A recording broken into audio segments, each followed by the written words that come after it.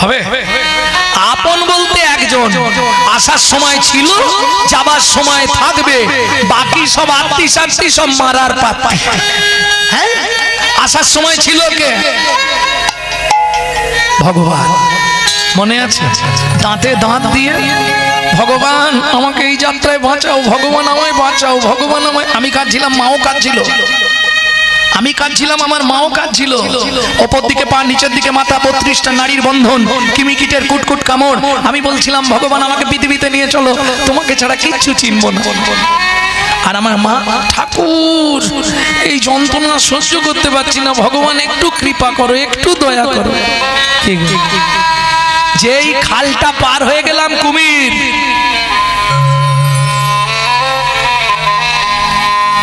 কিন্তু মাথায় রেখো ক্যামেরা চলছে, তুমি যা করছো তাই ধরা পড়বে, এটা বুঝতে হবে। কারণ কলিকাল তো। কি ক্যামেরা কটা আছে পৃথিবীতে? 3টে ক্যামেরা। এই দেখেন ক্যামেরা কতগুলো এনেছে, 1টা 2টো 3, একটাই? ওই তো 1টা 2টো 3টে 4টে। ও, ক্যামেরা হচ্ছে পৃথিবীতে 3টে। ভালো করে শুনে নাও, কি কি 3টে ক্যামেরা? একটা আমার বাইরের ছবিটা তুলে ধরা হবে, কি কাপড় পরেছি, কিভাবে কথা বলছি, কিভাবে হাসছি, কি বলছি, তুলে ধরা হচ্ছে। আরেকটা ক্যামেরা আছে যেটা এক্স-রে ক্যামেরা, ওটা ভেতরে কোথায় হাড় ভেঙে গেছে, হাড় সরে গেছে, কোন শিরাটা শিরার ওপর উঠে গেছে দেখার জন্য একটা ক্যামেরা। 2টো ক্যামেরা। আরেকটা ক্যামেরা আছে যেটা বিশ্বপিতার সৃষ্টি, সেখানে কারো নজর যায় না, কিন্তু ক্যামেরায় যা হয় সব ছবি উঠে যায়। প্রমাণ নেবেন? বিদর্ভী রাজা, বিদর্ভী রাজা ঘরের মধ্যে খিল দিয়ে তার স্ত্রীর গলা টিপে মেরেছিল। তার একটাই বক্তব্য, আমি যে আমার স্ত্রীকে মেরেছি এটা দেখেছে কে? কেউ তো দেখতে পায় না। প্রমাণ হবে কি করে? চলুন, যেদিন যমরাজ নিয়ে গেল, এত বড় ধার্মিক রাজা, এতখানি ধার্মিক রাজা যে ভোরবেলা উঠে ভগবানের চরণে তুলসী না দিয়ে জল খেত না। কি সেদিন মতিভ্রম হলো, এক চড় দিয়েছে স্ত্রীর গালে, স্ত্রী ছটফট করে মরে গেছে। তবে ঘরে খিল দেওয়া ছিল, কেউ দেখেন। যখন যমের কাছে গেল, বিচার হচ্ছে, এত বড় ধার্মিক রাজা, তাকে যমরাজের দূতেরা তুলে নিয়ে গেছে। হরি বল, হরি বল। বললে আমাকে যমলায় আনা হলো কেন? বললে তুমি তোমার স্ত্রীর গালে চড় মেরেছিলে, স্ত্রী মারা গেছিল, এই অপরাধের জন্য তোমাকে যমের বাড়ি আনা হয়েছে। বললে না, মিথ্যে কথা। কে বলেছে আপনাকে আমি আমার স্ত্রীকে চড় মেরেছিলাম? বললে তুমি ওইখানটা গিয়ে দাঁড়াও, ওইখানে দেখো তোমার কোন হাত দিয়ে চড়টা মেরেছিলে, ছবিটা টাঙানো আছে, চলে গিয়ে যখন দেখছে ওর ঘরের ভেতরে ছবিটাই ওখানে টাঙানো, যমরাজকে প্রণাম করে বলছে এটা কি করে হলো? যমরাজ বলে, শোনো ভাই, বিশ্বের ক্যামেরাকে চাপা দেয়া বড় কষ্ট। বর্তমান অফিসে প্রচুর ক্যামেরা, কালো কাপড় ঢাকা দিয়ে এদিকের মাল ওদিক হয়ে যাচ্ছে, কিন্তু ভগবানের যে ক্যামেরা লাগানো আছে তাকে চাপা দেবার মতো পৃথিবীতে কোনো কাপড় আজ পর্যন্ত সৃষ্টি হয়নি। তাই প্রেম সে বলো চৈতন্য মহাপ্রভু কি জয়। তাহলে চলুন, সে কত বড় ভাগ্যবান যার কাছে ভগবান গিয়ে ফল চাইছে। ভাবুন তার কতখানি ভাগ্য। স্বয়ং বিশ্বপতি অখিল ব্রহ্মাণ্ডের মালিক, সে গিয়ে বলছে একটা ফল দেবে। কে ওই ভদ্র মহিলা? শুনবো এবার, চলুন শুনে নি। চন্দ্রকান্ত নামে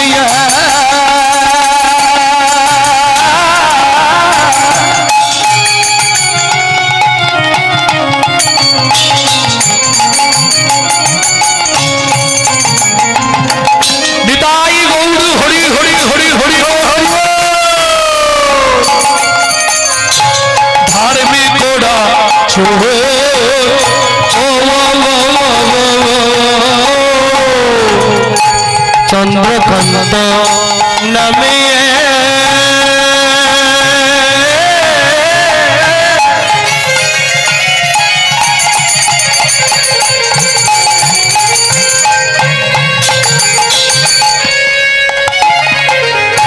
ধার্মিক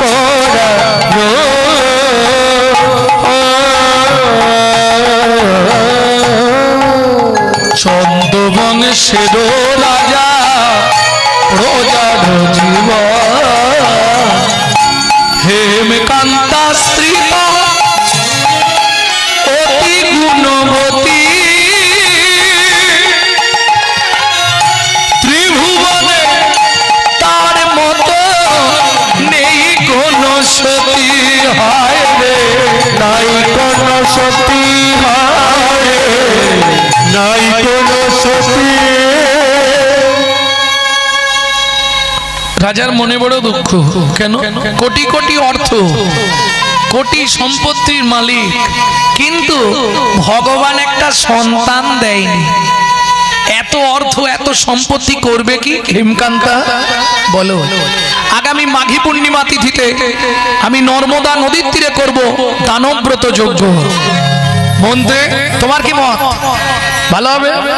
হেমকান্তা তোমার কি মত? ভালোই হবে। বেশ মন্ত্রী ঢাডরা দিয়ে দাও।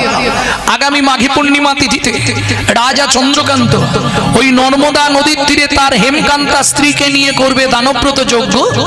এই যজ্ঞে যে যা চাইবে তাকে তাই দেওয়া হবে।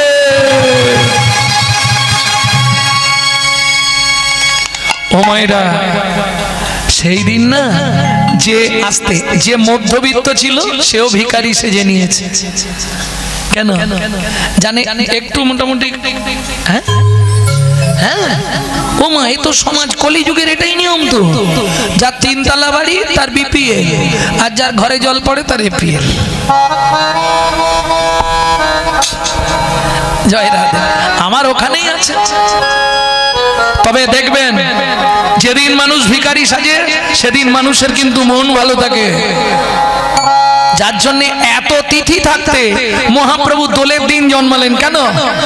কোটিপতি লোক, ওই দিন কোটিপতি লোক সকালবেলা ঘুম থেকে উঠে বললে, গিন্নি কি আমার একটা ছেঁড়া জামা দাও তো, শালা রাস্তায় বেরোলেই সব রং দেবে। মহাপ্রভু বললেন, যেদিন হিন্দু সনাতন ধর্ম অবলম্বীরা ভিখারির সাজে সাজবে সেদিন আমি পৃথিবীতে জন্ম নেব। জন্ম নিয়ে প্রমাণ করে দেব আমি ধনীর ঠাকুর নয়, আমি কাঙালের ঠাকুর। বুঝে নেওয়া গেল? এত তিথি থাকতে মহাপ্রভু ওইটাই বেছে নিলেন। সবাই সেদিন কাঙালের মতো দেখবে, সব রং ভং মেখে ছিঁড়া ছুরি জামা কাপড় পরে, তাই না? হরি বল। মন্ত্রে সব এনেছো তো? যা যা বলেছিলাম ফাঁক দাওনি তো?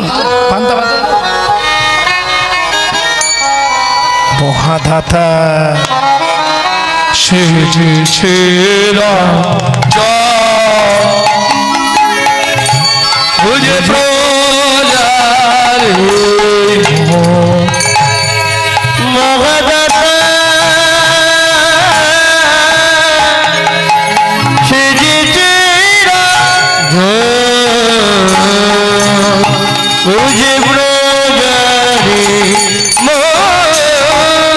মহাদাতা সেজেছে রাজা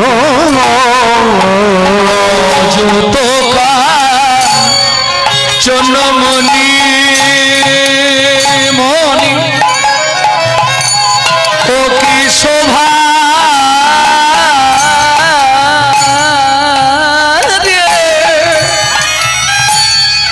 নর্মদা নদীর তীরে রজতকা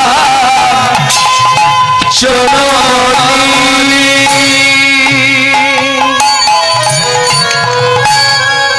অন্ন বস্ত্র গাভী ভূমি যে যাহা চায় রাজা তারে তাদের যে যাহা চায় রাজা তারে তাদের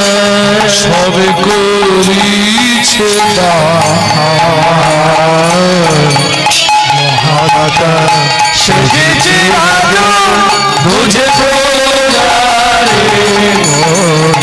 মহাদাতা সেজেছে বলো রামলাল তুমি কি নেবে? ঝিমে গেছো কেন এত? ওকে এক বস্তা সোনা দাও মন্ত্রী, ওর বইয়ের গয়না করবে। তুমি কি নেবে? ভগবানের মন্দির করতে টাকা ধরতে ওকে 2 বস্তা থেকে 3 বস্তা মোহর দিয়ে দাও, ভগবানের মন্দির করবে। তোমার কি চাই? আমার পালঙ্ক দিলেই হবে। এর খালি ঘুমোবার চিন্তা। ঠিক আছে, হাতির দাঁতের পালঙ্কটা ওকে দিয়ে দাও। তুমি কি নেবে? আমাকে অন্ন দেবেন রাজামশাই। বেশ, ওকে তাহলে যতদিন বেঁচে থাকবে যা চাল লাগবে দিয়ে দাও। বাহ, হরি বল। তোমার কি চাই? হ্যাঁ, 10 বিঘে জমি, 2টো হালের গরু, 1 জোড়া হালের গরু। আচ্ছা আচ্ছা, মানে শেষ লাইফটা হাল করেই খাবে। হ্যাঁ, বাহ। মন্ত্রী একে জমির ধারে নিয়ে যাও, একে জমির ধারে নিয়ে যাও। যে জমিটা ওর পছন্দ হবে হাতে একটা সুলো দিয়ে দাও, ও যতখানি দরকার ও নিয়ে নিক। চাও, গরিব প্রজা, দেখতে পাচ্ছ তো অবস্থাটা, পুরো কাকমারা মাসের মতো হয়ে গেছে, করার কিছু নেই। হ্যাঁ, ভাবতে হবে। এদিকে দুপালা সেরে বাঁকুড়া, বাঁকুড়া থেকে আবার এসে এইখানে সেরে আবার এক্ষুনি ক্যানিং যাব। জয় রাধে, খালি এ মাথা আর ও মাথা চলছে। ওই জন্য বুঝতে পারছেন মুখ সবাই করে বানরের মতো হয়ে আছে, রাত্রি জেগে জেগে শেষ। এটা তো জোর করে চাপিয়ে দিয়েছে। নিতাই গৌর হরি বল। ভক্তমন্ডলী, ভক্তিমতী মায়েরা, যে যা চাইছে মন্ত্রী ওকে নিয়ে যাও। চলুন, মন্ত্রী তো যাচ্ছে ঘোড়ায় করে, আর চাষা যাচ্ছে তো পায়ে হেঁটে সুলো নিয়ে। এইবার বলি মা, কিছু মনে করোনি, লোভে পাপ আর পাপে মৃত্যু। 10 বিঘে, 15 বিঘে, 20 বিঘে। মন্ত্রী বলছে আরে 20 বিঘে হয়ে গেল, আর কি করবে বুড়ো বয়সে? শুধু শুধু অত জমি তোমার কি হবে? তোমার কি? রাজা তো বলেছে যতখানি দরকার ততখানি নেব। 25 বিঘে, 30 বিঘে, 35 বিঘের মাথায় গিয়ে পাটি মুখ থুবড়ে পড়ে। এ তো ঘোড়ার পিঠ থেকে নেবেছে। ও ভাই ওঠো, আরে সুলোটা পোতো, আর কে পুঁতবে? ও পারে চলে গেছে। মন্ত্রী ফিরে এলো, মহারাজ বলছে জমি দিয়েছো? বলে কি বলবো মহারাজ, ইচ্ছা ছিল 35 বিঘে, পেলো মাত্র 3.5 হাত। পরের জায়গা পরের জমি ঘর বানাইয়া আমি রই, আমি তো এই জমির মালিক নই। ও আমি তো এই জমির মালিক না, আমি তো এই জমির মালিক না। পরের জায়গা পরের জমি ঘর বানাইয়া আমি রই, আমি তো এই জমির মালিক না, আমি তো এই জমির মালিক না। ও মায়েরা, এর বড় প্রমাণ কি? আপনি কিন্তু এই জমির মালিক নয়। আমি প্রমাণ করে দিচ্ছি, দেখুন। তুমি প্রথম যেদিন ভবে এলে,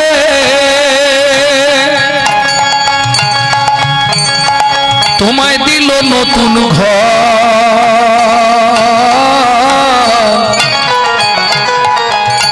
ঘরের কথা ভাবতে ভাবতে, ঘরের কথা ভাবতে ভাবতে, ঘরের কথা ভাবতে ভাবতে, ঘরের কথা ভাবতে ভাবতে তোমায় করলাম আস্তে। যে যার ঘরের চিন্তায় বিভোর।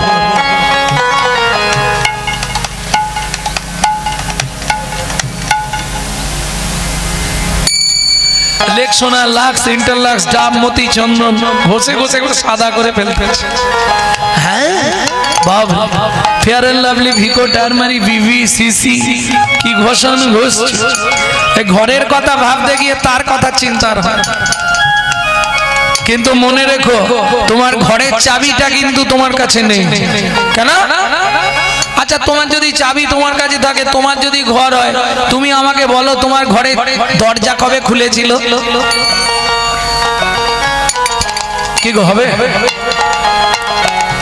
যদি কেউ বলতে পারেন দেখুন চেষ্টা করে তোমার ঘরের দরজাটা কবে খুলেছিল, বলতে পারবেন না। কেন? মায়ের পেটে থাকাকালীন দরজা খুললে তবে বাচ্চা বাইরে আসার জন্য ছটফট করে। দরজা খুলে গভীর রাত্রি 12টার পর দেখবেন, যারা মা হয়েছে জেনে নেবেন, রাত্রি 12টার পর পেটে লাথি মারা শুরু হয়। তাহলে বুঝে নেওয়া গেল কোন তারিখে ঘরের দরজা খুলেছে এটা মাও বলতে পারবে না, কবে পৃথিবীতে এসেছি সেটা বলতে পারবে, তাই তো? তাহলে দরজা খোলার ডেট বলা যাবে না। আচ্ছা ওটা বাদ দিয়ে দিলাম, ভেতরে কি হয়েছে না হয়েছে ইন্টারনাল খবর, বাইরের খবরটা তো বলতে পারবো, কবে দরজাটা বন্ধ হবে। কেন না পারবো না? আরে তুমি পারবে না কেন? তোমার ঘর, তুমি দরজা কবে বন্ধ করবে এটা জানো না? বলেন না কেন? আমার ঘরের চাবি তোমার হাতে, ঘরের চাবি তোমার হাতে, আমার ঘরের চাবি তোমার হাতে, আমার ঘরের চাবি তোমার হাতে। সে ভাবনা ভাবলাম কই আমি তো এই জমির মালিক নই। ও বাবা রে, আমি তো এই জমির মালিক নই।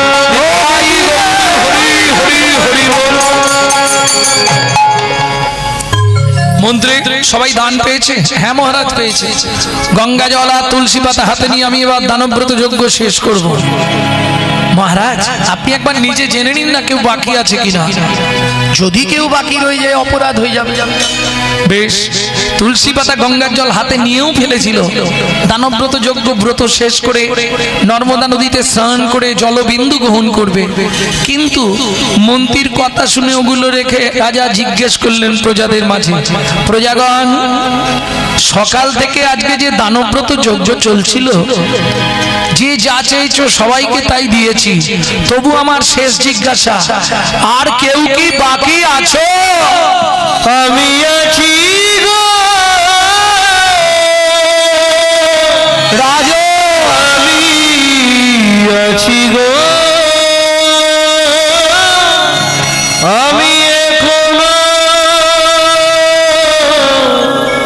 বাকি আছি, বাকি আছি, বাকি আছি, বাকি আছি, বাকি আছি। কোথায় তুমি? আসছি মহারাজ, এক্ষুনি আসছি আপনার সামনে। মন্ত্রী কাউকে দেখতে পাচ্ছ?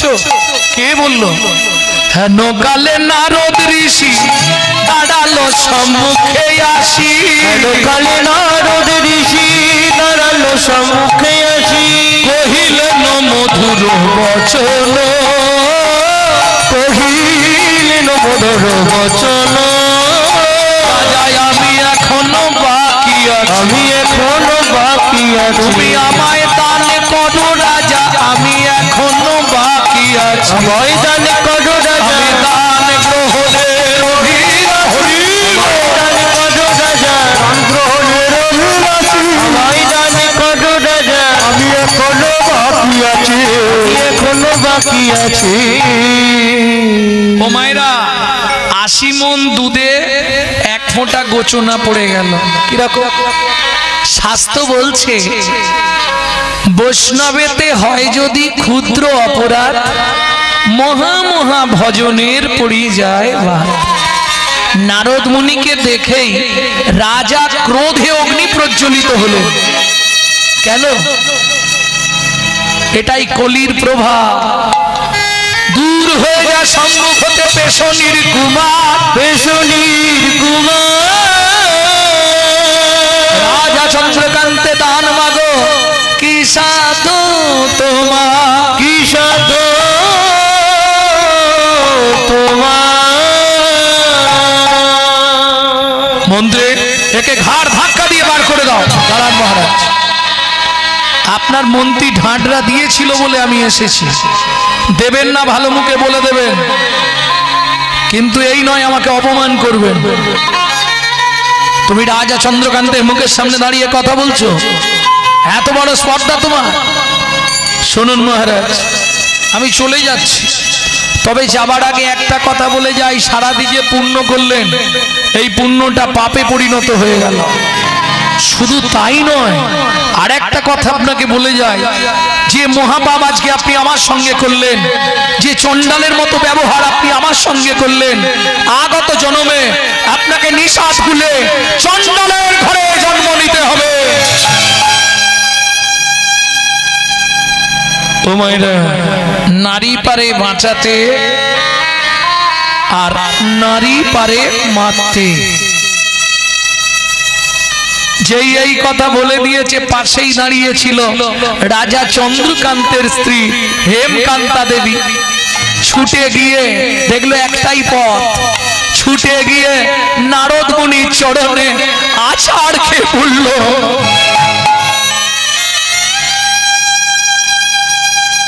মুনিবর, জানি না কোন জন্মের কোন অভিশাপের কারণে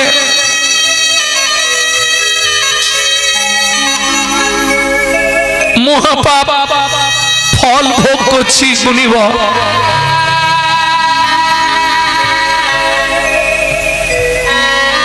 লোকের কাছে মুখ দেখাতে পারিনি। আপনি নিষাদ কুলে জন্ম নেব চণ্ডালের ঘরে, তাতে কোনো কষ্ট নেই মুনিবর, তাতে কোনো দুঃখ নেই। শুধু আপনার চরণে আমার একটাই নিবেদন মুনিবর, যে কুলে জন্মাবো, যেখানে থাকবো, কোনো কষ্ট নেই, শুধু একটা কৃপা আপনি আমাকে করে দিন। চরণটা ছাড়ো মা, বলো তোমার কি চাই। আহা, যখনই বলেছে কি চাই, চোখ থেকে টপ টপ করে জল নারদ মুনির চরণে পড়ছে। হেমকান্তা দেবী রানী হয়েও ভুলে গেল তার অহংকার। ক্ষমাই পরম ধর্ম বৈষ্ণবের আচার। চরণটা ধরে যখনই কেঁদেছে, নারদ মুনি বললে, মা তুমি যা চাইবে আমি তোমায় দেব, নিশ্চয়ই দেব, বলো মা তুমি কি চাও। আঁচলটা পেতে বলছে, মুনিবর এ জন্মে তো হলো না, পর জন্মে যে কুলে জন্মাবো একটি সন্তান পাই যেন মুনি, সে তো হরি ভক্ত। তাই গৌর হরি হরি বলি, সন্তান পাই যেন মুনি, সে তো হরি ভক্ত। তুমি এই কৃপা করো মুনি, তুমি এই কৃপা করো মুনি, ত্রিভুবন করুক জয়, একটি সন্তান পাই যেন মুনি, হরি ভক্ত। একটি সন্তান পাই যেন মুনি, সে তো হরি ভক্ত। ও মাইরা, এত বলি নারদ মুনি করিল গমন, করিল গমন, রাজা রানী হইল দোহার, একতে মরণ, একত্রে মরণ। আবার দুজনে গিয়ে জন্ম নিল, আবার দুজনে সংসার বাঁধলো। তাহলে সত্য যুগে চন্দ্রকান্ত হেমকান্তা, তেতা যুগে তারাই একসঙ্গে স্বামী স্ত্রী হলেন, সবর সবরী। একটা ছেলেও হলো, নাম রাখলেন গুহক। এক সময় রামচন্দ্র 14 বছর বনে গিয়েছিল, ওই সময় গুহকের সঙ্গে বন্ধুত্ব। কেন 14 বছর বনে গেলেন? কইকেই মন্থরা যুক্তি পেয়ে 14 বছর রামকে বনে পাঠাতে হবে, তাই তো। আমার ছেলে ভরত রাজা হবে, তোমার রাম 14 বছর বনে যাবে, তাই না বাবা? এটা মিথ্যে কথা। সত্যিটা কি শুনে নিন। গভীর রাত্রিতে রামচন্দ্র গেলেন কইকেয়ীর ঘরে। ছোট মা, ছোট মা। কে? আমি রাম। বাবা রাম, এত রাতে আমার ঘরে? ছোট মা, কাল থেকে আমার পায়ে বন্ধন পড়ে যাবে, আমার পায়ে বাবা বেড়ি দিয়ে দেবে। 14 বছর। আহা, এই অযোধ্যার রাজ সিংহাসনে আমাকে বসতে হবে, কিন্তু ছোট মা তুমি তো জানো এই রাজ্যের দায়িত্ব নেবার আমার ইচ্ছা নেই। হ্যাঁ, তা কি করবি? তুমি শুধু একটা উপকার করে দেবে, তুমি বাবাকে বলবে আমার ছেলে ভরত রাজা হবে, রাম রাজা হবে না। কেমন? আর একটা কথা বলবে যে 14 বছর রামকে বনে পাঠিয়ে দিতে হবে। না, এই মহাপাপ আমি করব না। তোর কথা শুনে করব, জগৎ আমার গায়ে থুতু দেবে, তোর গায়ে নয়। ছোট মা, এই উপকারটা যদি তুমি করে দাও, তোমার আমি একটা উপকার করে দেবো। কি করবি? শোনো, তুমি যদি আমার এই উপকার করো, বাবাকে বলে আমাকে 14 বছর বনে পাঠিয়ে দাও, তাহলে কথা দিচ্ছি মা, পরজন্মে তোমার গর্ভে জন্ম নেব, তোমার গর্ভে জন্ম নেব, তোমার গর্ভে জন্ম নেব, তোমার গর্ভে জন্ম নেব। দেব কি হবে, আমি কৃষ্ণ হব, তোমার গর্ভে জন্ম নেব। তুমি দেব কি হবে, আমি কৃষ্ণ হব, তোমার গর্ভে জন্ম নেব। সত্যি কৃষ্ণ, সত্যি রাম? হ্যাঁ, কথা দিলাম, মাথা ছুঁয়ে বল। তাই বললাম। বেশ, কিন্তু একটা সত্যি কথা বলবি রাম। কি? হ্যাঁ রে, 14 বছর তুই বনে যাবি, কারণ কি? সেখানে কি আলাদা করে সংসার টংসার করবি? কি বলছো ছোট মা? না না, তাহলে যাবি কেন? শিব দুর্গার বিয়েতে পৌরোহিত্য করতে গিয়ে ব্রহ্মার অতি কলসিত হয়ে পড়েছিল বালির ওপর। 60,000 বালির গায়ে লেগেছিল, তারা জন্মগ্রহণ করেছিল। 60,000 বাল্য খিল্ল মুনি। রামচন্দ্র অবতারে 14 বছর ধরে ওই 60,000 মুনিদের আমি উদ্ধার করব। এইবার চলুন, পরের দিন সকালবেলা রাম লক্ষণ সীতা বেরোলেন। ও মায়েরা, সন্ধে হয়ে গেল, গঙ্গার ধারে আসতে। গঙ্গা পার হলে তবে পঞ্চবটী বন। গাছের তলায় রাম সীতাকে বসিয়ে লক্ষণ রামচরিত মানস পাঠ করছে। মানে যার কথা তাকেই পাঠ করে শোনাচ্ছে। অনেক ভক্তও এসেছে, তা সবার যখন শোনা শেষ হয়ে গেছে, একজন খুব দিন দুঃখী কাঙাল গরিব মাঝি, পাটনি মানে বোঝেন তো? পাটনি বোঝেন না? ঘাটের পাটনি মানে মাঝি, কিবট। ও এসেছে। তা যখন পাঠ শেষ হয়ে গেছে, প্রণাম করে বলছে, লক্ষণ ঠাকুর, কি কাল তো প্রভু গঙ্গায় পার হবে? হ্যাঁ, গঙ্গায় সবার ভালো ভালো নৌকা আছে, কার ময়ূরপঙ্খী নৌকা, কার বাজ পাখি নৌকা, কত কিছু নৌকা আছে।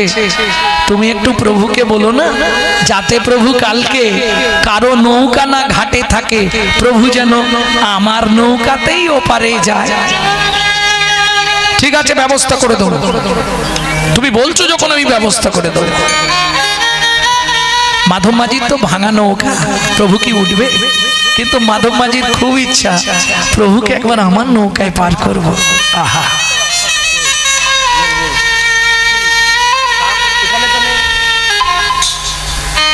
খুব ইচ্ছা।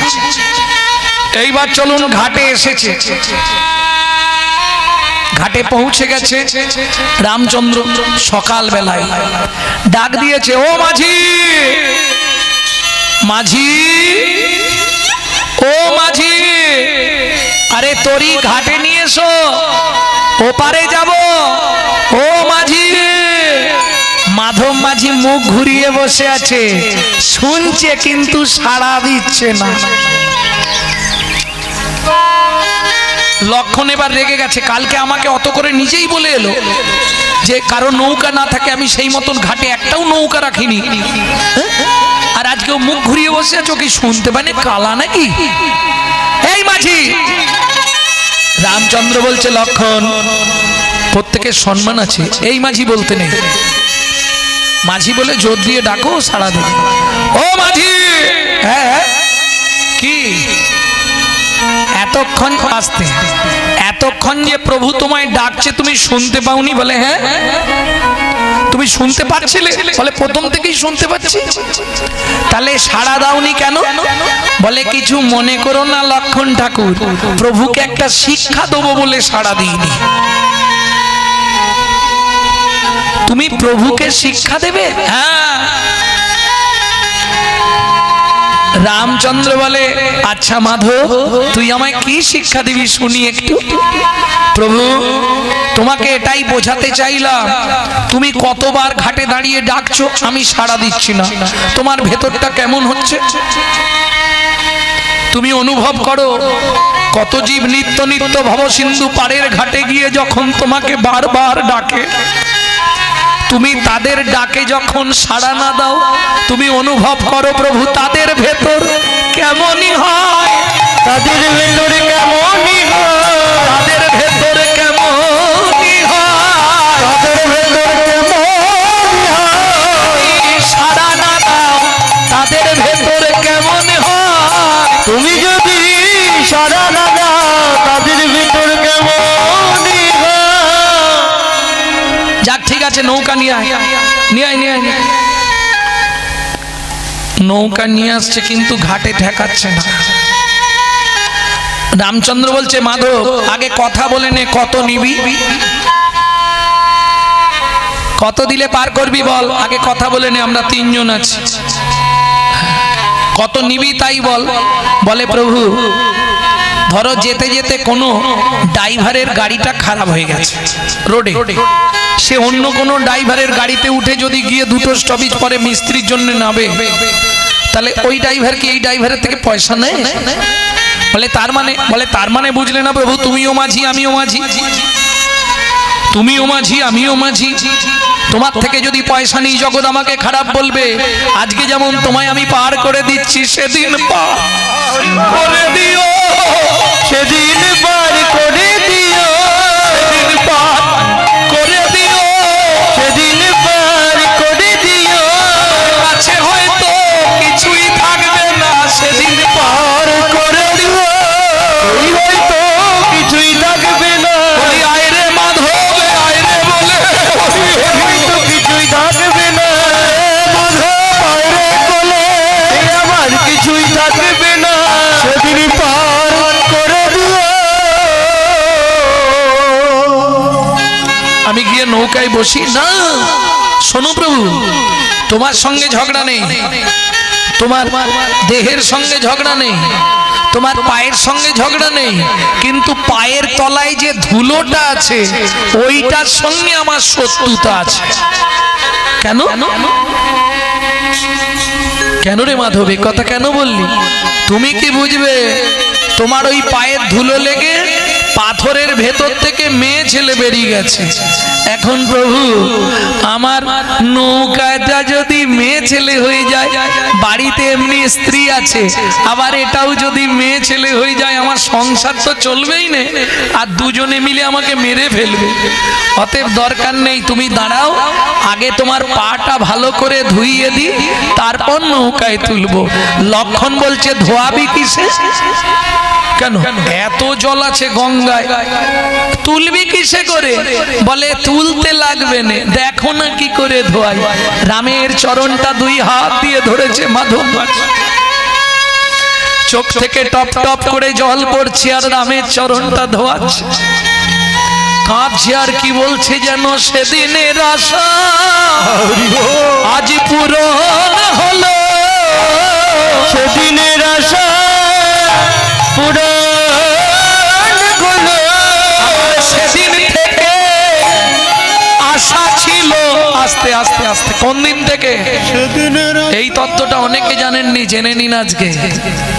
যখন ক্ষীরোদ সমুদ্রে নারায়ণ অনন্ত শয্যায় শায়িত লক্ষ্মী পদ সেবা করছিল, তখন একটা টটুরাইজ মানে কচ্ছপ বারবার উঠছিল, একটাই জীবনে তার আশা, যে চরণ পাবার জন্যে এত মানুষ, এত যোগী, এত মুনি, এত ঋষি, এত সাধু মহাত্মা সাধনা করে, সুযোগ যখন পেয়েছি একবার উঠে তার চরণের তলাটায় একটু চুম্বন দিয়ে দেখব ওই চরণের তলায় গলায় কি এমন জাদু আছে। এই ভেবে কচ্ছপটা ওই অনন্ত শয্যার উপর উঠে যেই না চরণের ধারে যাবে, লক্ষ্মী দেখে ফেলেছে, ওমা এত বড় পোকা, এ যদি প্রভুর পায়ে কামড়ায় প্রভুর তো কষ্ট হবে। সঙ্গে সঙ্গে কচ্ছপটাকে ধরে দূরে ছুঁড়ে ফেলে দিয়েছে। সমুদ্রের ওই নোনা জল কচ্ছপের নাকে মুখে ঢুকে গেল। কাঁদতে কাঁদতে বললে, ভগবান জীবনে বড় আশা করে উঠেছিলাম, যে চরণে এত মজা, একবার সেই চরণের ধুলি একটু আমি জিভ দিয়ে চেখে দেখবো কি এমন আছে তাতে, কিন্তু সে আশা তো পূর্ণ হলো না। ভগবান বললে, কচ্ছপ রে তুই দুঃখ করিস না, তোর আশা আমি পূর্ণ করে দেব। সত্য তেতা যুগে আমি রামচন্দ্র হব, তুই হবি কি বট মাধব মাঝি। তোর ঘাটে যেদিন পার হতে আসবো, তুই সেদিন চরণ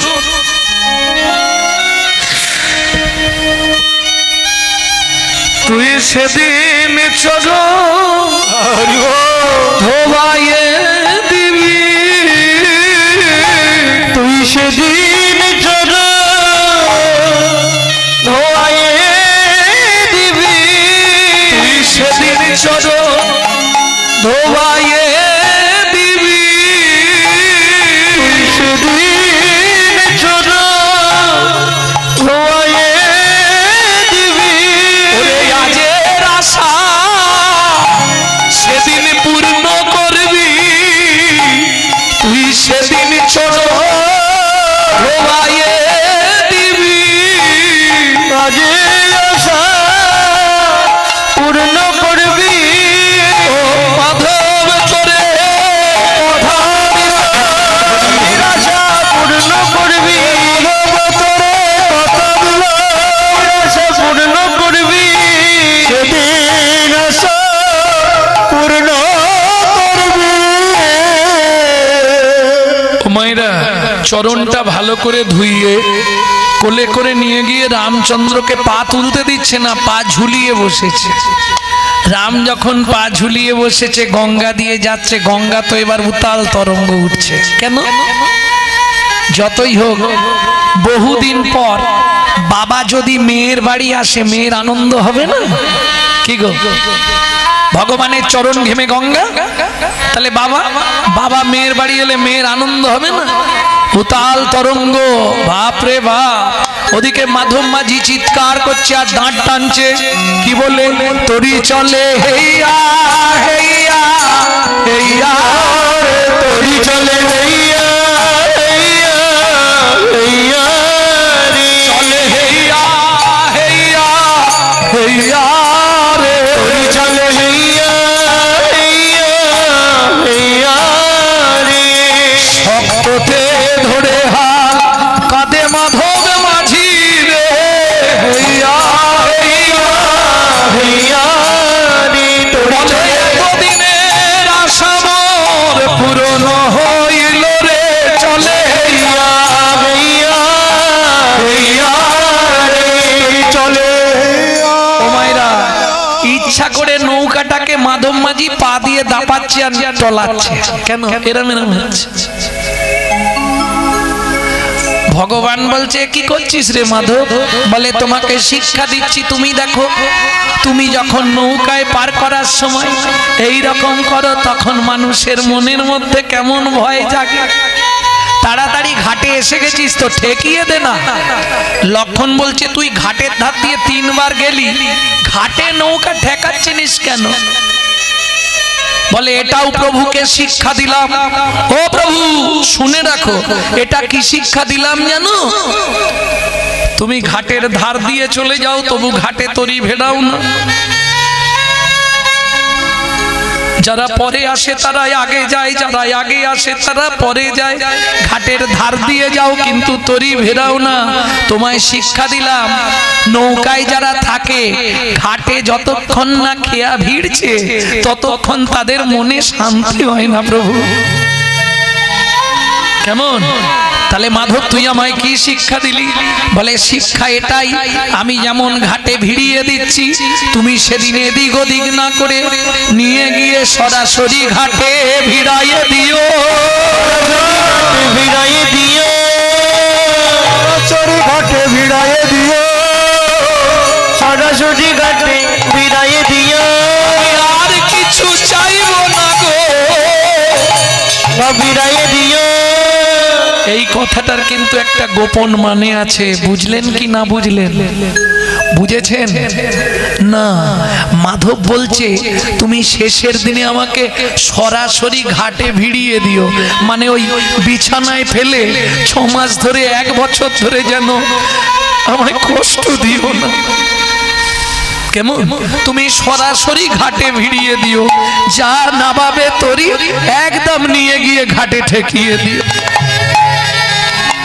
আমি আর কিছু চাইব না গো, সরাসরি ঘাটে ভিড়াইয়ে দিও। আর কিছু চাইব না গো, সরাসরি মিনতি জানাইলা। আর কিছু চাইব না গো, মিনতি জানাইলা। আর কিছু চাইব না গো, সরাসরি ঘাটে ভিড়াইয়ে দিও। যেই না নৌকা গিয়ে ঠেকেছে, এবার নাঙরটা তো ঠেকাতে মাধব মাঝি নেমেছে, আর যেই নাঙরটা লাগাতে নেমেছে সেই সুযোগে রামচন্দ্র তরণীর ওপর দাঁড়িয়ে পড়েছে।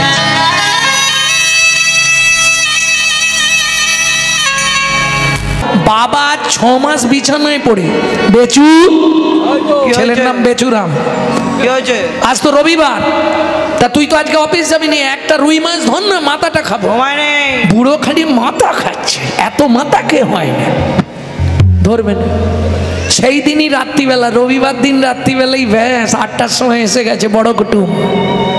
বড় কুটুম মানে বোঝেন তো? হ্যাঁ,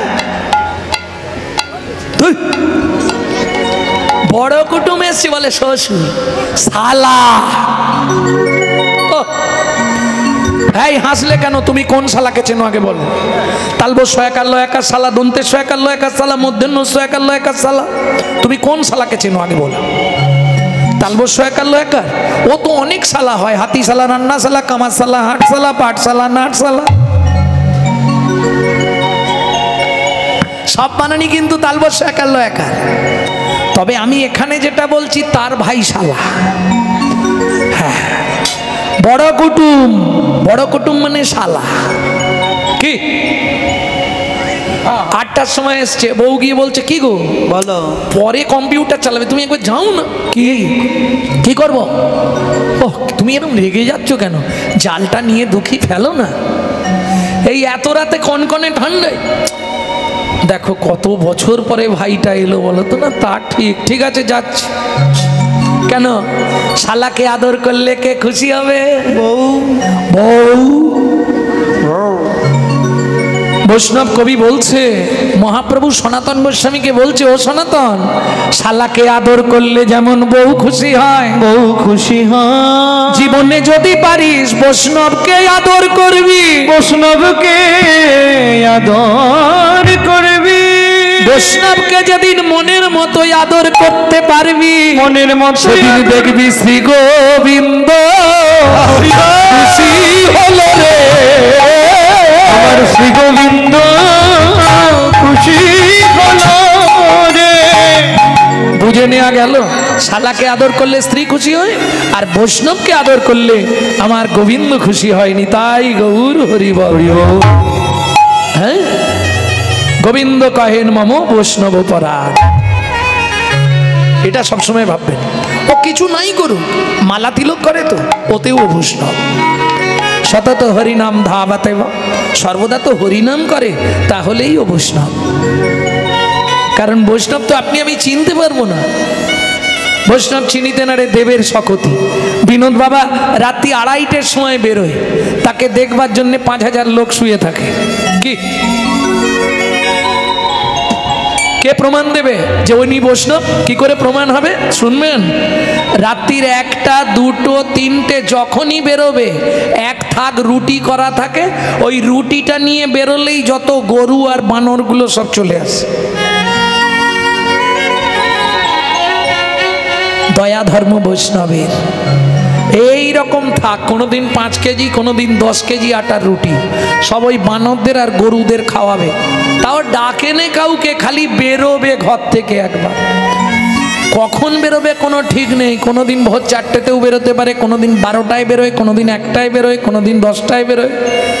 উনি বেরোলে হয়, তারা হাঁ করে বসে আছে গাছে, সন্ধে থেকে কিচ্ছু খাবে না যতক্ষণ না বিনোদ বাবা খাবার দেবে। গরুগুলো কোথায় থাকে বর্ষণায়, সব চলে আসে অত রাত্রি। ভাবুন বৈষ্ণব চিনবেন কি করে? এইখানেই প্রমাণ হয়ে যাবে। দর্শন করার সঙ্গে সঙ্গে না আপনার গায়ের লোমগুলো সব দাঁড়িয়ে যাবে, তবে তো বুঝবেন বৈষ্ণব কি করে চেনা যায়। এর জন্য সাধু সঙ্গ করতে হয়, রাধাকুণ্ডে মাঝে মাঝে গিয়ে সময় কাটাতে হয়, তাহলে বুঝতে পারবেন। প্রেম সে বলো চৈতন্য মহাপ্রভু কি জয়। তাহলে বুঝে নেওয়া গেল তো। 2400 লেজ্জ পেও, ও তো জাল ফেলে মাছ ধরে আনলো, এনে শালাবাবুর সেবা হলো, কিন্তু বাবা এতদিন ধরে চেয়ে পেল না। गाँव का दो के कुत्ता पाले उसकी बजरी भूखा, साले को उत्तम खिलाओ के घर का बाप पाएगा धोखा। এটা কলি যুগেই হবে, রাস্তা কিচ্ছু নেই। ওগুর অরুণ নয়নে কেন ছলো ছলো বাড়ি, অরুণ নয়নে কেন ছলো ছলো বাড়ি, চমকি চমকি বুন কাপহিয়া ধরি, চমকি চমকি বন কাপহিয়া ধরি, নয়ন মুছিয়া বুন রহকার ধ্যানে, নয়ন মুছিয়া বন রহকার ধ্যানে।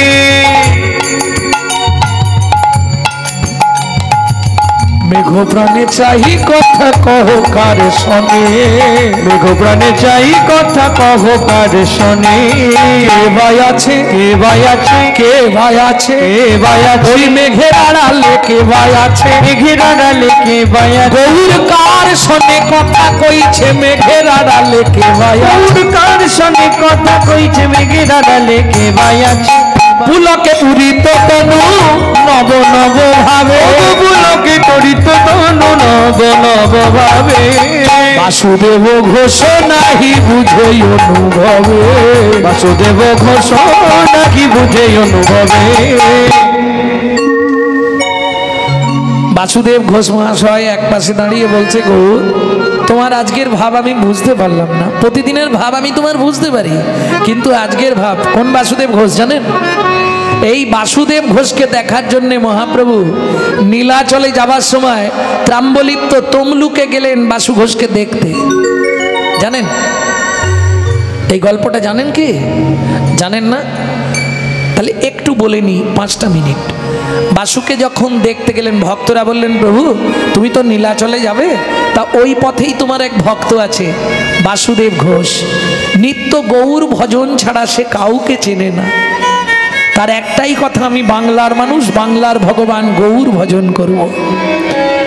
যখন মহাপ্রভু গিয়ে পৌঁছালেন ত্রাম্বলিপ্ত মানে তমলুক, এখন নাম হয়েছে তমলুক, আগে নাম ছিল ত্রাম্বলিপ্ত। আমার বাড়ি থেকে খুব বেশি হলে 20 কিলোমিটার দূরে, প্রায় যাই আমি।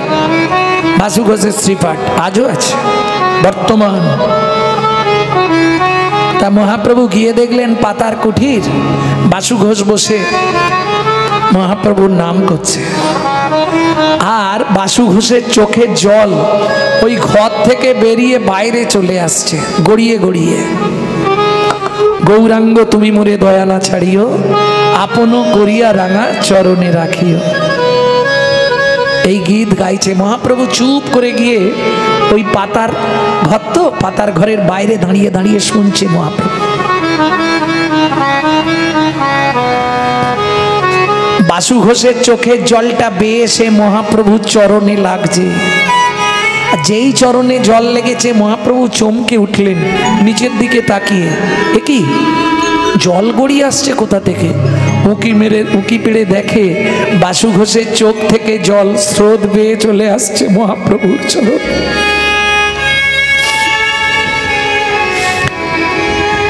হে কুলে কুলে দিন তিলাঞ্জ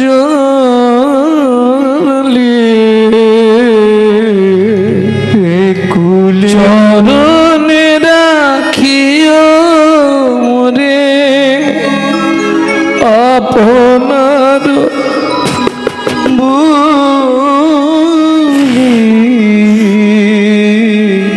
গৌরাঙ্গ তুমি মোরে দয়া না ছাড়িও গৌরাঙ্গ তুমি মোরে দয়া না ছাড়িও তোমার চরণ লাগে সবতে গেল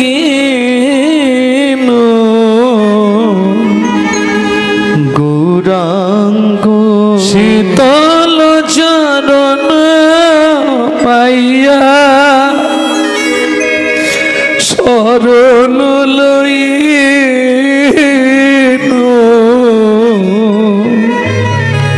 গৌরাঙ্গ তুমি মোরে দয়া না ছাড়িও।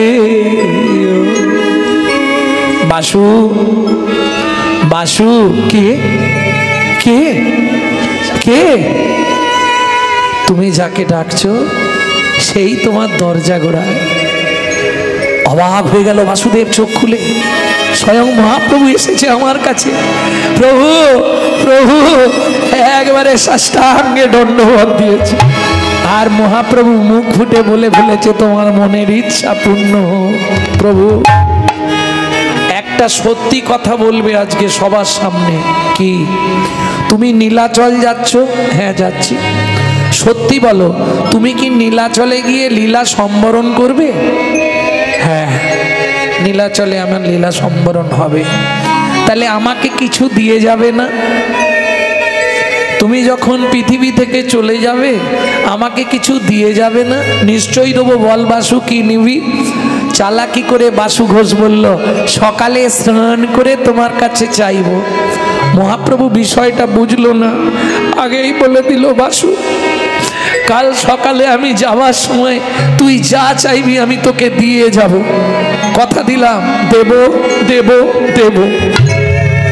সারা রাত বাসু ঘোষ আর ঘুমালো না। সারা রাত ধরে 10 ফুট গর্ত করেছে মাটির নিচে। সকালবেলা স্নান করে দ্বাদশ অঙ্গে হরি মন্দির মার্জন করে হাতে জপের মালা নিয়ে এসে বলছে, প্রভু তুমি যে দেবে বলেছিলে নিশ্চয়ই দেবো। বল বাসু, কি নিবি? সত্যি দেবে তো? দেব যখন বলেছি, না হবে না। তুই কাঁদছিস কেন বাসু? প্রভু জীবনে আমার একটা ইচ্ছা তুমি পূর্ণ করে দাও। কিরে বাসু, কি ইচ্ছা তোর বল? সারা রাত ধরে আমি একটা গর্ত খুলে রেখেছি, ওই গর্তটা যাওয়ার আগে তুমি ভরিয়ে দিয়ে যাবে। কি দিয়ে ভরাবো? মাটি দিয়ে। তবে তার আগে একটা কাজ করতে হবে প্রভু। কি? আমি ওই গর্তের নিচে গিয়ে বসবো, হা গৌরাঙ্গ নাম নিয়ে কীর্তন করব। তুমি শুধু 3 চোল মাটি হাতে তুলে আমার মাথার উপর দিয়ে বলে যাবে,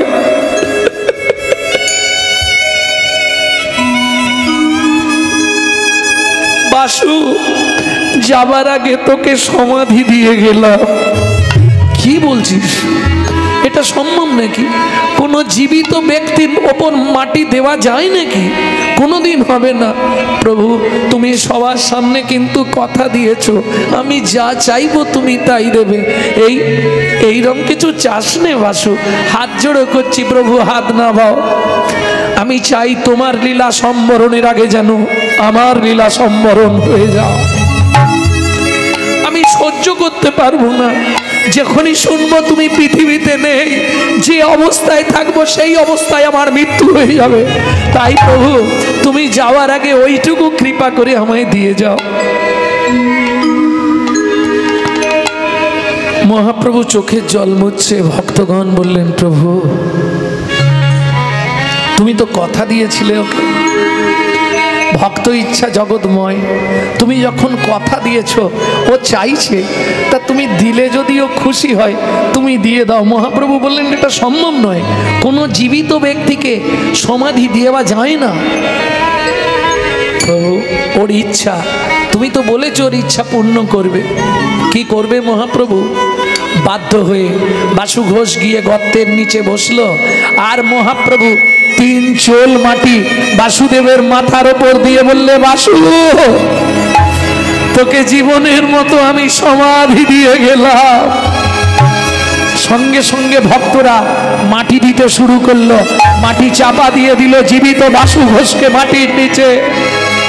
3 দিন মহাপ্রভু উঠিতে নারিল, সমাধির ওপরেতে কাঁদিতে লাগিল।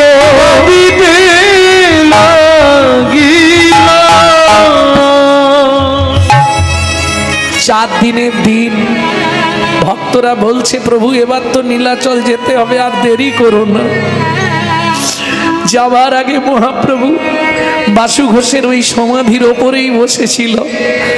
ওই মাটি তুলে প্রণাম করে একবার শুধু চিৎকার করে জিজ্ঞেস করেছে, বাসু আমি আসছি বাসু। বাসু রে, ও বাসু তুই কেমন আছিস? মাটির নিচে থেকে তখনও বাসু ঘোষ বলছে, প্রভু গো আমি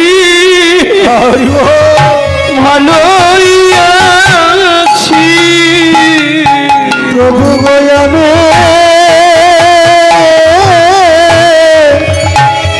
ভালো আছি, আমি তোমার লীলা দেখিতেছি, প্রভু গো আমি ভালোই আছি, এখান হতে তোমার লীলা দেখিতেছি, প্রভু গো আমি ভালোই আছি।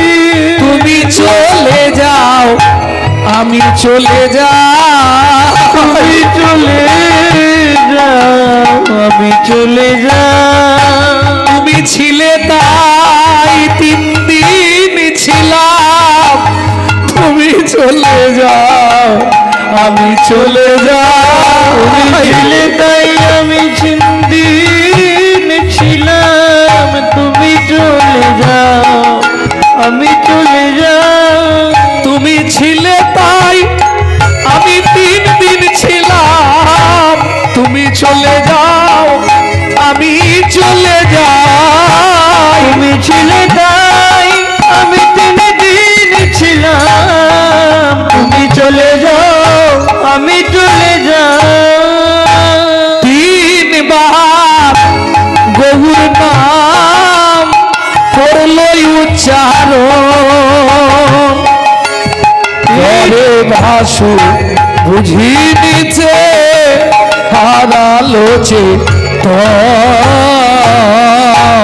পরে ভাসু বুঝি নিচে হারালো চেতন।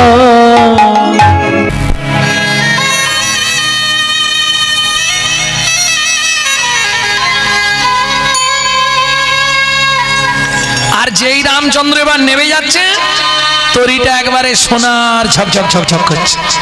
মাধব মাঝি ছুটে এসেছে, প্রয়োজন নাই, আমার এসব প্রয়োজন নাই প্রভু, তুমি কেন এটা করলে? মাধব অনেক দিনের ইচ্ছা ছিল, তুই বড় গরিব, তোকে এটা দিয়ে গেলাম, এটাতেই তো সংসার চলবে। না প্রভু নেব না, ত্যাগ দেখুন, গঙ্গায় এই নৌকা আমি ভাসিয়ে দিলাম, যদি দিতেই হয় প্রভু তোমার রাঙা চরণ দুটো আমার হৃদয়ে দাও গো, রাঙা চরণ দুটো হৃদয়ে দাও গো, মা গঙ্গার কোলে বসে সাক্ষী থাকবে তোমার রাঙা চরণ দুটো হৃদয়ে দাও গো। মা গঙ্গায় আমার সাক্ষী থাকবে, আর কিছু চাইবো না গো। হরি হরি আমার সাক্ষী থাকবে, আর কিছু চাইব না গো। আমার সাক্ষী থাকবে, আমার জায়গা। বেশ বেশ বেশ। রামচন্দ্র চলে গেলেন, সীতার লক্ষণকে পঞ্চবটি বানের প্রথম প্রান্তে রেখে ভগবান গভীর জঙ্গলে প্রবেশ করলেন। দুপুরবেলা জল কোথাও নেই, কেউ একটু জল দেবে কি গো, কেউ আছো? সেই সময় সবরী মায়ের ছেলে গুহক ফিরছিল কাঠের বোঝা নিয়ে। ও লোকটা, এখানে কেঁদে মরে গেলে কেউ তোমায় জল দেবে না, এখানে কোথাও জল নেই। ভগবান রামচন্দ্র বলছে খুব পিপাসা লেগেছে, ছাতি ফেটে যাচ্ছে, গলা শুকনো হয়ে গেছে, একটু জল দাও না। তুমি কথা বোঝো না, এখানে কোথাও জল নেই। আচ্ছা দাঁড়াও দেখছি। কাঠের বোঝাটা নাবিয়ে রেখে, ও মায়েরা, বাচ্চা ছেলের বুদ্ধি, কচু পাতা চেনেন তো? কচু পাতা, ওই কচু পাতা একটা ছিঁড়েছে, চোখের তলায় ধরেছে, আর আঙুল দিয়ে চোখে ঘষছে আর জল বার করছে। রামচরণ সুখ ভজবনে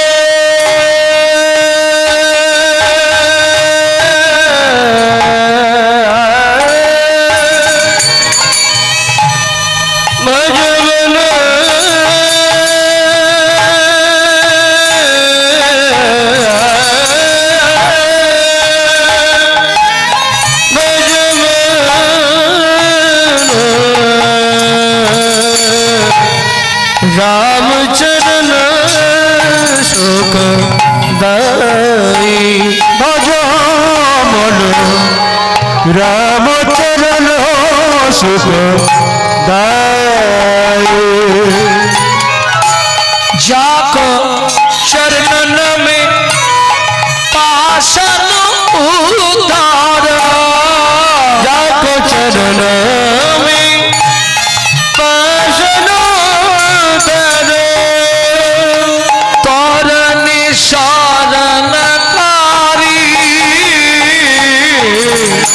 रामचरण सुख दाई। भज रामचरण सुख दाई, भज रामचरण सुख दाई। ও ঠাকুর, এখানে কোথাও জল নেই, এই নাও এইটুকু জল পেয়েছি, খেয়ে নাও। কচু পাতাটা ধরেছে রামচন্দ্র, আর কচু পাতাটা ধরে জলটা খাচ্ছে।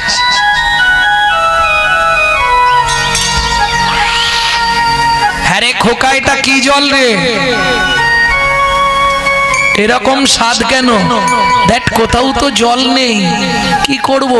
চোখ থেকে জল বার করে তোমায় খেতে দিলাম। যেই বলেছে চোখ থেকে জল বার করে দিলাম, ভগবান রামচন্দ্র ছুটে গিয়ে গুহককে বুকের মধ্যে জড়িয়ে ধরেছে। ইস, সর্বনাশ হয়ে গেল। কিরে, আমি চণ্ডালের ছেলে, তুমি আমায় ছুঁয়ে ফেললে? কে বলেছে ছুতে নাই? ওমা, আমরা তো মেলেচ্ছ জাতি, আমাদের ছুলে তো স্নান করতে হয়। ও গুহ, শাস্ত্র কি বলে জানিস? চণ্ডাল হবি মুনি শ্রেষ্ঠ, হরি ভক্তি বড়ায় না। চণ্ডাল চণ্ডাল নয় যদি কৃষ্ণ বলে, ব্রাহ্মণ চণ্ডাল হয় যদি অসৎ পথে চলে। শোন গুহ, আজ থেকে তুই আমার বন্ধু হবি। তোর নাম কি? আমার নাম গুহ। তোমার নাম? আমার নাম শ্রী রামচন্দ্র। দেখ, তুমি অত বড় লোক, আমি এইটুকুনি ছেলে, দুজনে বন্ধু হয়। বন্ধুত্বের একটা বয়স থাকবে না? যাত্রার সঙ্গে বন্ধুত্ব হয় নাকি? এই বলছি যা শুন না, বড় ছোট দেখতে হবে না, আজ থেকে তুই আমার বন্ধু, ঠিক আছে? তাই আজকে এখন এই যে কথা বলার সময় নেই, এখন আজকে আসি। হ্যাঁ, আজকে আর কথা বলার সময় নেই, আমি আসছি। ওখানে কাঠ নিয়ে গেলে মা ভাতে জাল দেবে, নালে আমাকে পেটাই দেবে। আমি চললুম।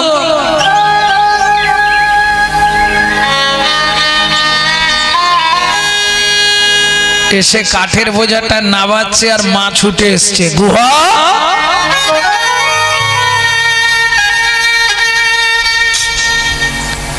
কি কলার ভলিউম কমে গেল কেন? এত দেরি কিসের? কোথায় ছিলি? ওমা মা,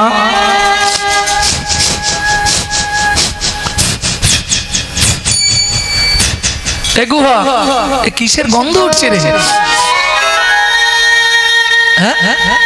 ওমা বলছি তো, শুনবে তো। একটা লোক না কাঁদছিল জল জল করে, তাকে চোখের জল খাইয়েছিলাম, সে আমাকে জড়িয়ে ধরেছিল, তার গায়ে এইরকম গন্ধ। সবরী মায়ের মাথা গেল ঘুরে, মৃগনাভি কস্তুরীর গন্ধ। এ তো স্বয়ং ভগবানের অঙ্গ ছাড়া ত্রিভুবনে কারো অঙ্গে এমন গন্ধ হয় না। আরে গুহা, তার নাম কিছু বলেছে? নামটা বলেছিল মা, ভুলে গেছি, তবে চন্দ্রটা মনে আছে। তাহলে কি একে চন্দ্র? না, আমচন্দ্র, আম নয় রামচন্দ্র। সবরী মায়ের মাথা গেল ঘুরে। কেন? সবরী মা হচ্ছে মতঙ্গ মুনির শিষ্য, যাদের আরাধ্য ভগবান হলেন রামচন্দ্র। প্রেম সে বলো ভগবান রামচন্দ্র কি। হরে খোকা, কি তোর বন্ধুকে একবার এনে দেখাতে পারবি আমাকে? তুমি যদি বলো দেখানো যাবে, তাহলে দু একটা মিথ্যে কথা বলতে হবে। পরের দিন গুহা, ও মাইরা, পরের দিন গুহা মাঠে গেছে। মাঠে গিয়ে খেলার বন্ধুদের সবাইকে পাঠিয়ে দিয়েছে, সন্ধে পর্যন্ত একাই বসে আছে।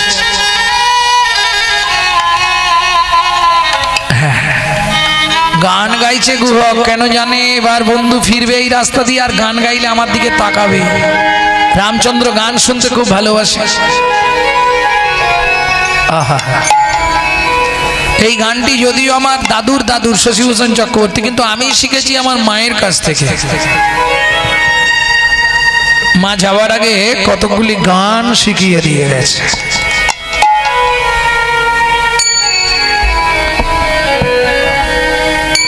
লুকিয়ে তোমায় রাখবো ঠাকুর আমার হিয়া মাঝে, লুকিয়ে তোমায় রাখবো ঠাকুর আমার হিয়া মাঝে।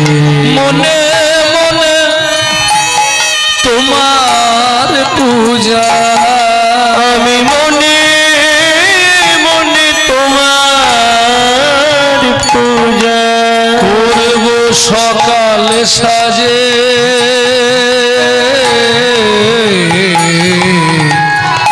আমার হিয়া মাঝে। লুকিয়ে তোমায় রাখবো ঠাকুর আমার হিয়ার মাঝে, লুকিয়ে তোমায় রাখবো ঠাকুর আমার হিয়ার মাঝে। নাই বা যদি দেবদাসীরা তোমার মাথায় চামর দুলা, নাই বা যদি দেবদাসীরা তোমার মাথায় চামর গীতায় শঙ্খ ঘণ্টা, বলো প্রতীকিতাই শঙ্খ ঘণ্টা, নাই বা যদি বাজে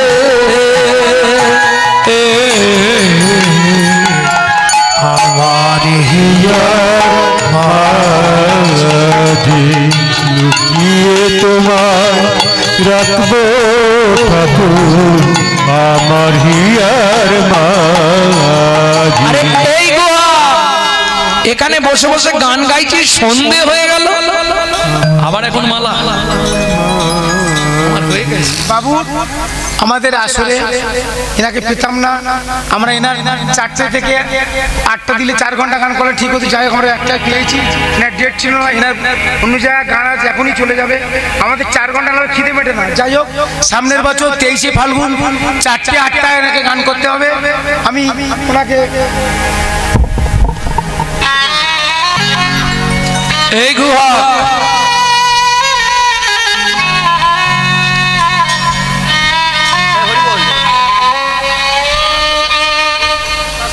হ্যাঁ 10 ঠিক আছে, 5টা বেজে গেছে, করার কিছু নেই, নালে আমার কি ছাড়তে চায়, ইচ্ছা হয় কি যে ছেড়ে যাই,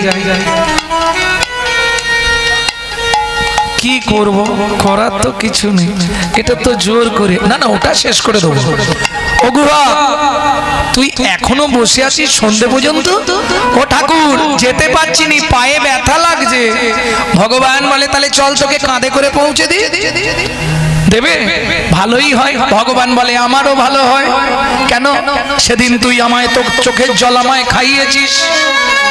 ও গুহাগ রে, ও গুহাগ রে, ছলে বলে কলে কৌশলে তোকে একবার কাঁধে তুলবো, কাঁধে তুলবো। তুই যেমন তোর চোখের জল আমায় দিয়েছিস, তোর রাঙা চরণ দুটোই আমি বক্ষে ধরবো, রাঙা চরণ দুটোই আমি বক্ষে ধরবো।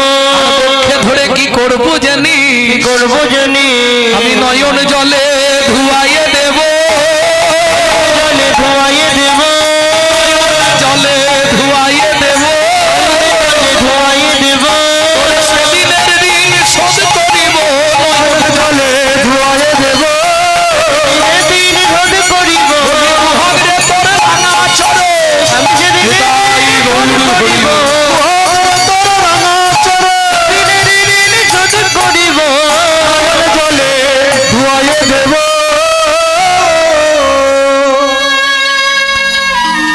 ওমাইরা কাঁধে নিয়েছেন রামচন্দ্র গুহককে, 2 হাত দিয়ে গুহক ধরেছে ভগবানের মাথা, আর ভগবান ধরেছে গুহকের 2টো চরণ।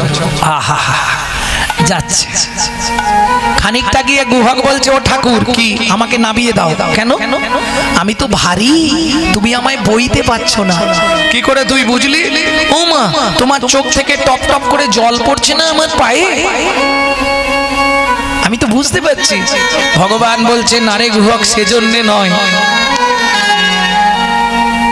কাঁদছে কেন ভগবান? সেদিনে জলে ঋণ শোধ করছে, সেটা একটা কারণ, আর একটা কারণ আছে সেটা বলবো। গুহক আমি কাঁদছি কেন জানিস গুহক? কেন ঠাকুর?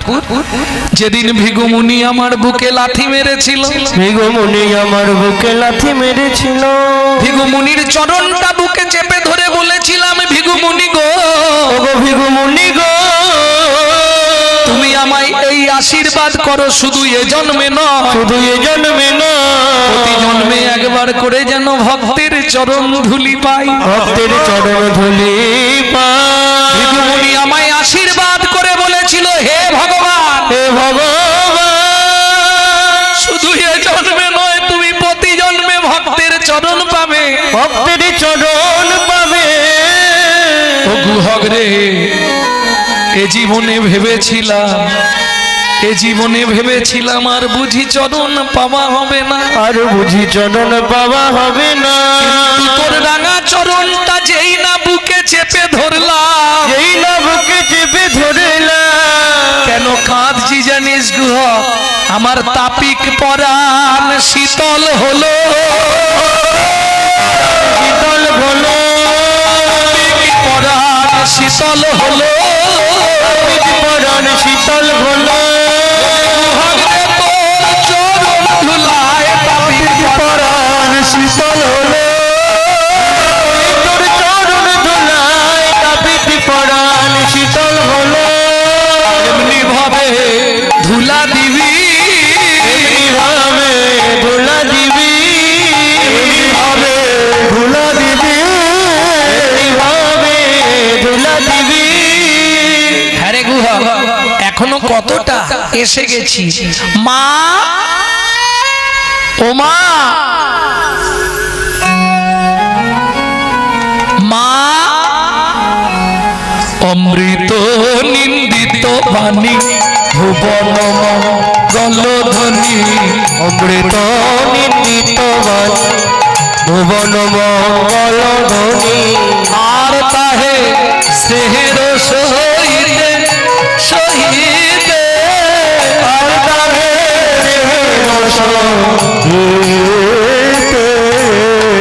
সবরীর কর্ণে আসি প্রবেশিল সুধারাশি সবরীর কর্ণে আসি প্রবেশিল সদারাশি হিয়া ধরি রহে চমকিতে চমকিতে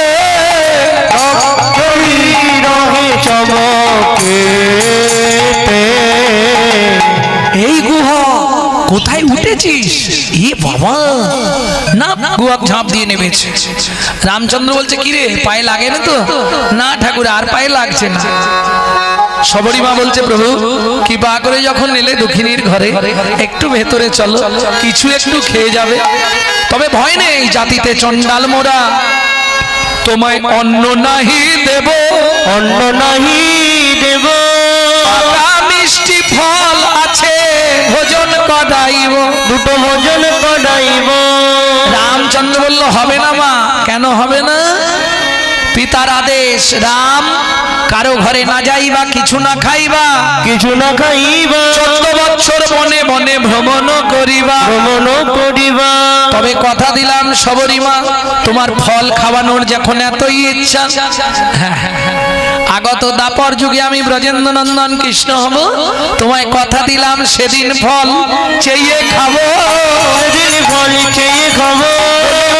তোমায় কথা দিলাম সেদিন ফল চেয়ে খাবো, মাগো তোমায় কথা দিলাম সেদিন ব্রজেন্দ্র নন্দন হব, মাগো তোমায় কথা দিলাম চন্দ্রনন্দন হব, মাগো তোমায় কথা দিলাম ফল চেয়ে খাবো। এইবার চলুন দুজন মৃত্যুর পর জন্ম নিল যমদানগর কিরাত কীর্তানি।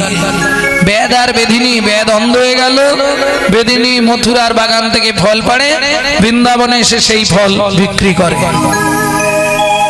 তোরাকে ফল নিবিড়ে এলাম ফল বিক্রিতে, ফল নিবিড়ে এলাম ফল বেচিতে, তোরাকে ফল নিবিড়ে এলাম ফল বেচিতে।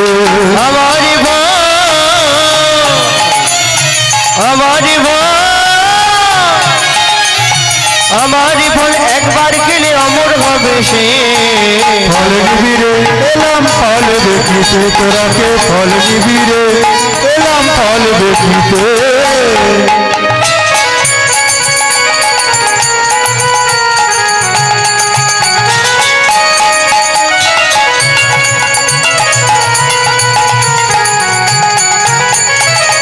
ফল লেহো ডাকে পুন পুন সে হো, ফল লেহো ডাকে পুন পুন সে হো, ফল লেহো ডাকে পুন পুন সে হো, ফল লেহো ডাকে পুন পুন সে হো।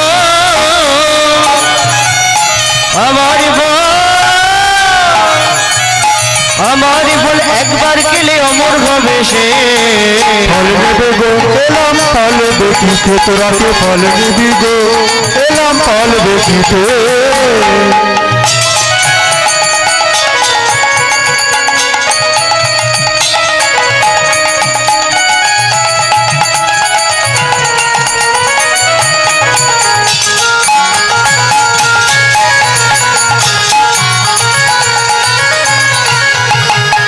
শনি ব্রজ শিশুরায় ফল কিনি কিনি খায়, শনি ব্রজ শিশুরায় ফল কিনি কিনি খায়। দেখে কৃষ্ণ মনের হরিষে, দেখে কৃষ্ণ মনের হরিষে গো।